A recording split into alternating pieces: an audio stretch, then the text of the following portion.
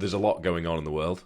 I think it's fair to say. I think since March of 2020, we've kind of accelerated. The foot is on the gas, and it hasn't really let up. So, given the chaos, given the white noise that we all need to deal with, what elements of Stoic philosophy can we implement in our day-to-day lives to allow us to live a happier, more fulfilling life? Because virtue, value are all things that are inherently important within philosophy, but those are things that can help us live a happier, more fulfilled life, aren't they?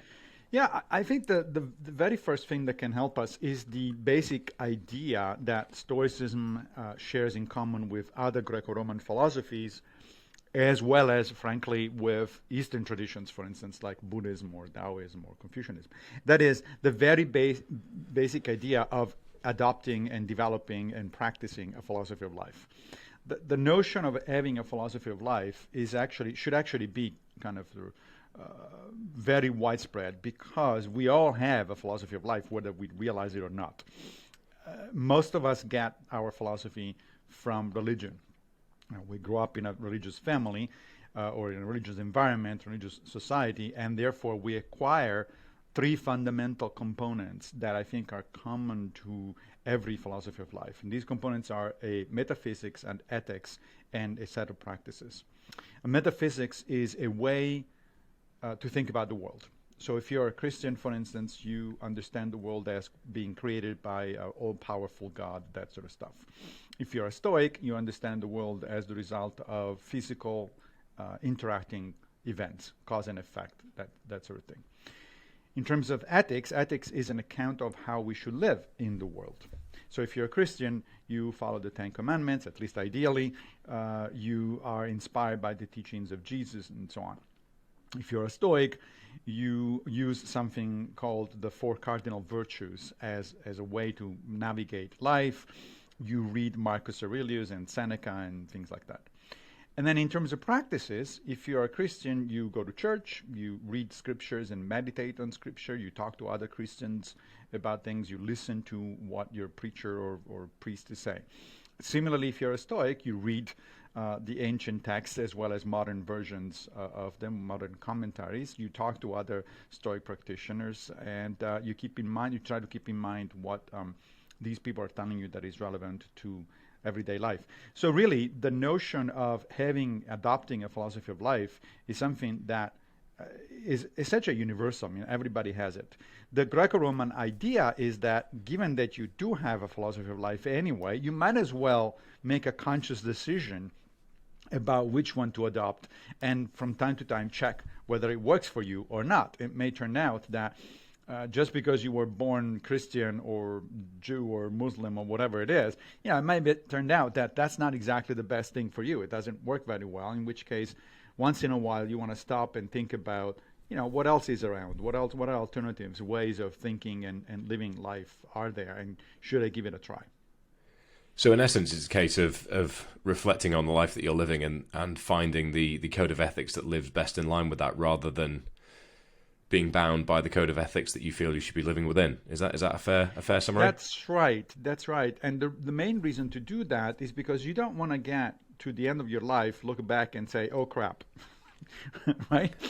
You want to get, which in fact a lot of people do. There is research in modern psychology about sort of end of life thinking that people do when they're on their bed, not literally necessarily on their deathbed, but close to the end of their life, they look back.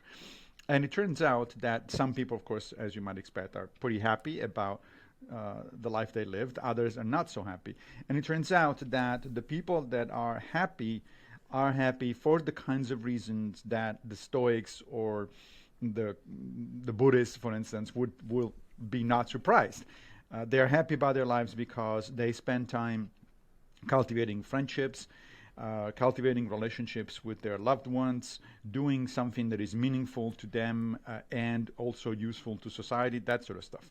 Nobody gets to the end of their life and says, I regret not having spent more time on Facebook, or something like that. It's like that's just never comes up. And so why not doing it before? Why not realize those priorities and implement those priorities before you get to your deathbed? Yeah, it's a fascinating take, because it's not often I get to use this in conversation, but my degree is in theology and religion. And the Aha. reason that I was drawn to that as a sort of academic study is because I was just interested in how morality, ethics were born into society, and why even in the UK, for example, as a non-practicing Christian nation now, I mean, the decline's been quite aggressive. The morality is generally still there for the most part in terms of people's general understanding of what is good and what is bad comes from a place of religion.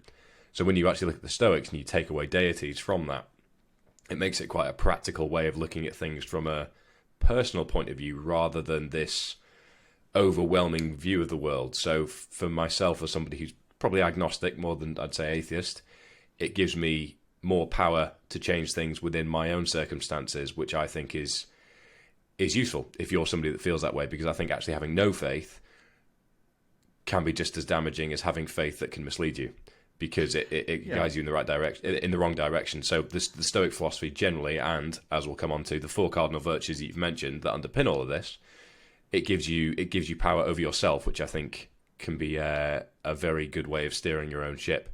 So just on that, the four cardinal virtues that you mentioned, do you want to just give us some context on what those are and how they're relevant for the conversation? Sure. The four cardinal virtues are the fundamental virtues. And first of all, virtues are character traits, right? They are behavioral tendencies. So if you say, for instance, that your friend is a generous person, what you mean is that other things being equal, he or she will devote time, resources, money, whatever, to help others. That's what it means to be generous. So it's a question of behavior, right? Behavioral tendencies. According to the ancient, not just the Stoics, but the ancient Greco-Romans, there are four cardinal, meaning fundamentally important virtues, from which all of the other virtues actually are derived or related to. And those are practical wisdom, courage, justice, and temperance. Practical wisdom, in Greek, the word is phronesis, is knowledge of what is good and what is not good. That is, it's essentially knowledge of the kinds of things that you should be doing and the kind of things that you should stay away from. Okay, it's your basic moral compass. Courage is the tendency to do things because they're right, even though there may be a personal cost to doing those things. Right. Justice is the notion that we should be treating other people with fairness and respect, the way in which we would want to be treated in turn. And temperance is the idea that you should be doing things in right measure, neither too much nor too little.